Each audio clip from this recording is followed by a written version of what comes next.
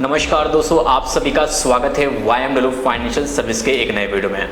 आज के इस वीडियो में हम लोग बात करने वाले हैं कि आप लोगों को पता है जितने भी होटल्स है, मोटल्स है या रेस्टोरेंट है, ढाबा है या जितने भी मैरिज हॉल हो गए, बैंक्वेट हॉल हो गए या कोई भी इवेंट वेन्यू हो गया, तो वैसे जगह के लिए जो है ना अभी पॉल्यूशन विभाग से आपको एनओसी लेना बहुत ही जरूरी हो गया है, यानी कि मैंडेटरी हो गया है। अगर आप ये पॉल्यूशन विभाग से एनओसी नहीं लेते हैं तो आप जो है बहुत बड़े लीगल कंप्लेंट्स में फंस सकते हैं।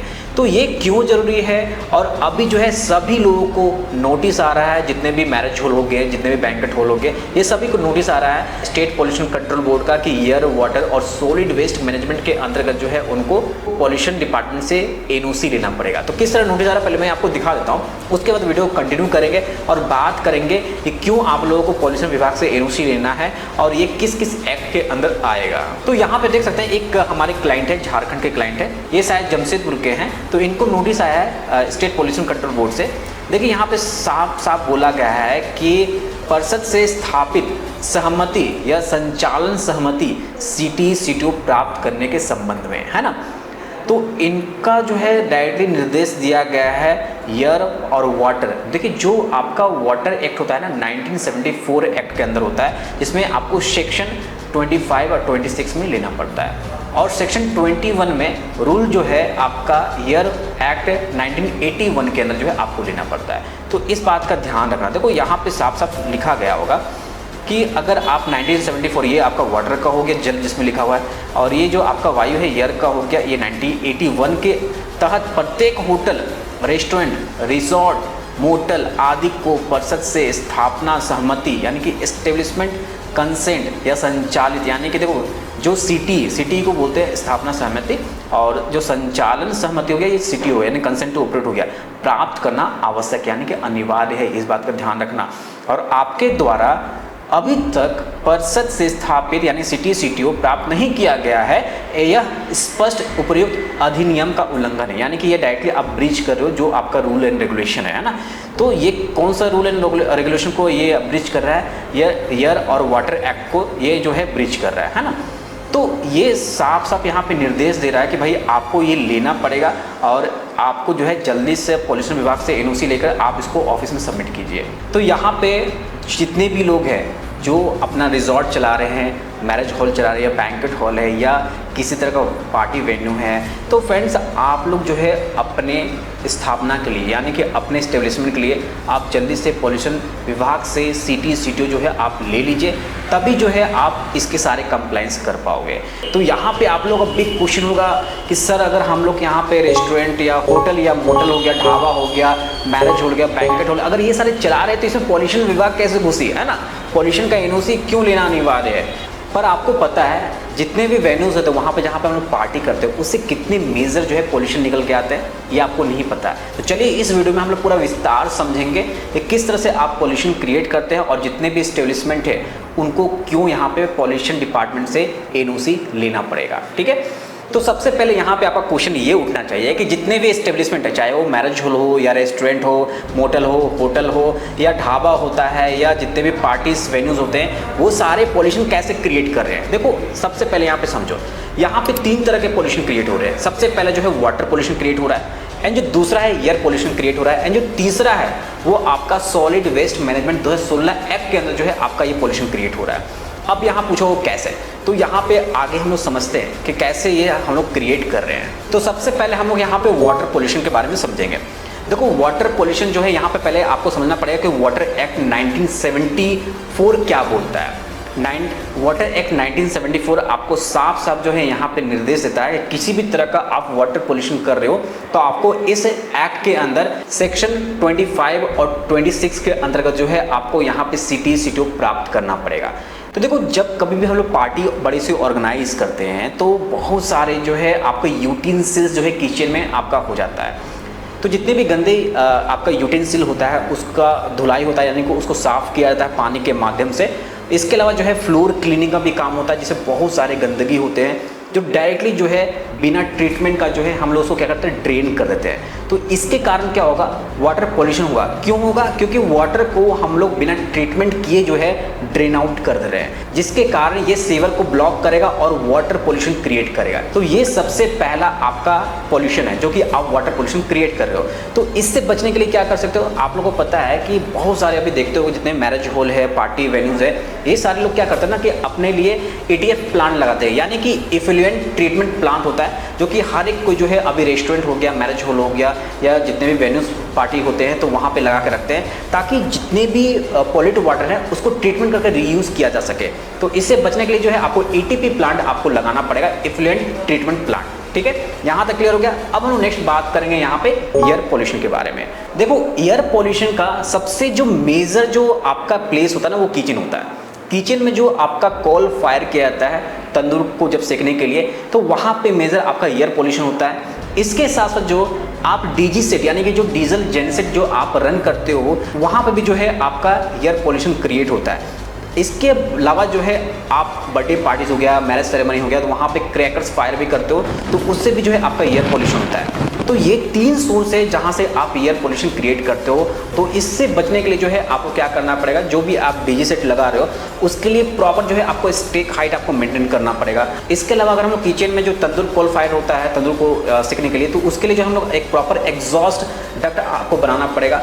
तो ये सारे चीज़ जो है आपको अप्लायंस आपको सेपरेटली लगाना पड़ेगा, ताकि जो है आप यहाँ पे एयर पोल्यूशन से बच सके। अब बोलोगे सर मेरे होटल, मेरे रेस्टोरेंट, मेरे बर्थडे पार्टीज जहाँ पे भी हो रहे वहाँ पे लगे हुए, तो वहाँ पे भी आपको लेना पड़ेगा। क्यों लेना पड़ेगा, कि आप उस गाइडलाइन को फॉलो कर रहे हो, वो आपको बताना पड़ता है किसको, पोल्यूशन विभाग को, तब वो आपको कंसेंट टू ऑपरेट का यहाँ पे परमिशन देते हैं, है ना।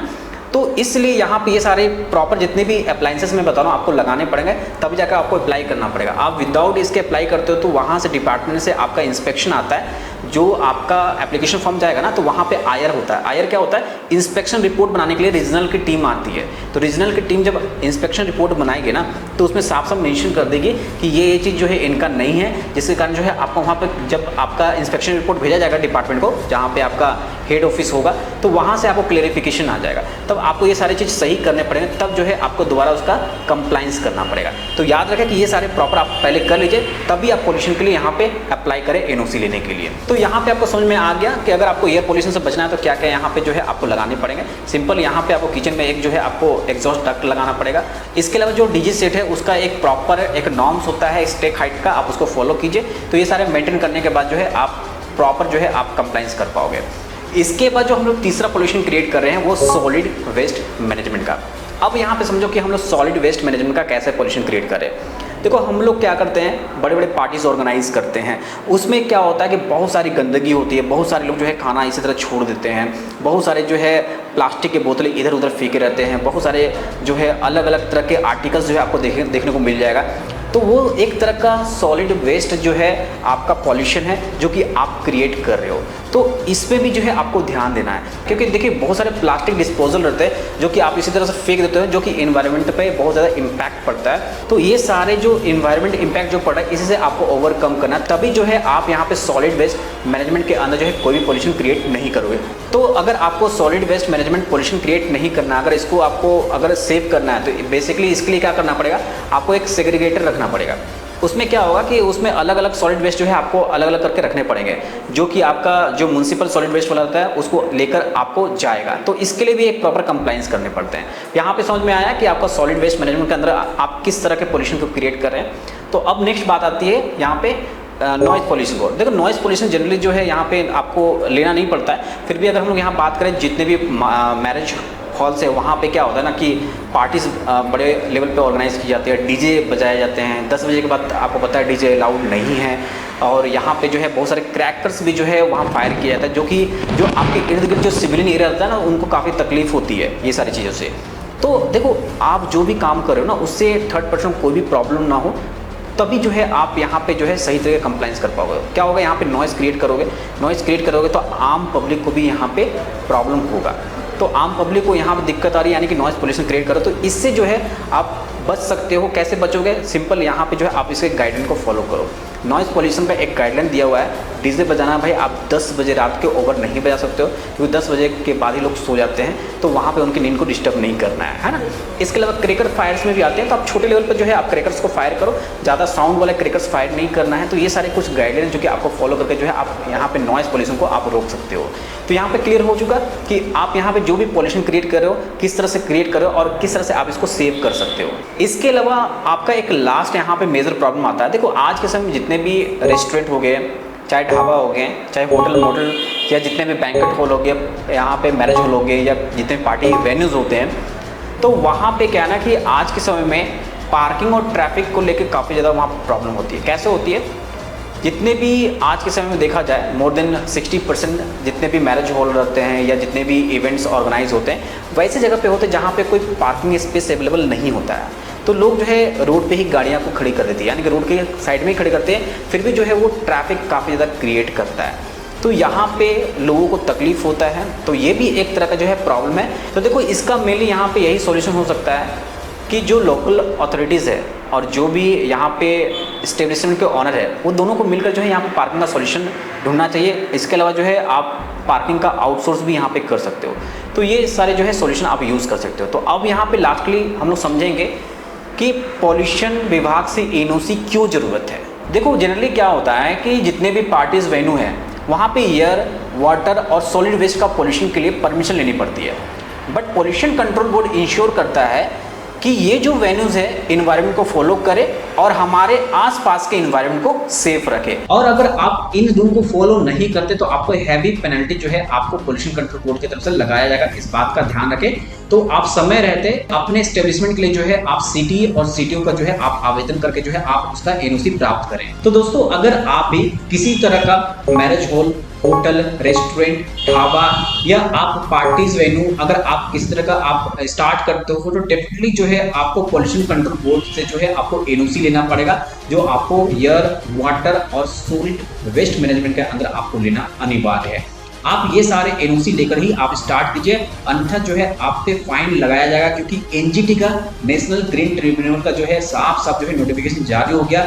जो भी इस तरह के वेन्यूज अगर पॉल्यूशन कंट्रोल बोर्ड से अपना एनओसी नहीं प्राप्त करती है वैसे पे हैवी पेनल्टी लगाई जाएगी। तो आप लोग जो है ये सारे एनओसी लेकर ही जो है आप आगे अपना कार्य को स्टार्ट कीजिए।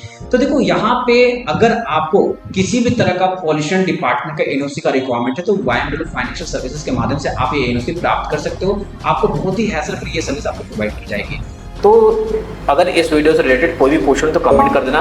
वीडियो पसंद आया लाइक करना, चैनल को सब्सक्राइब करना और वीडियो को और भी लोगों को तक शेयर करो ताकि जिन लोगों को नहीं जानकारी उन लोगों को जानकारी हो सके। बस आज के लिए इतने रखते हैं इस वीडियो में। धन्यवाद।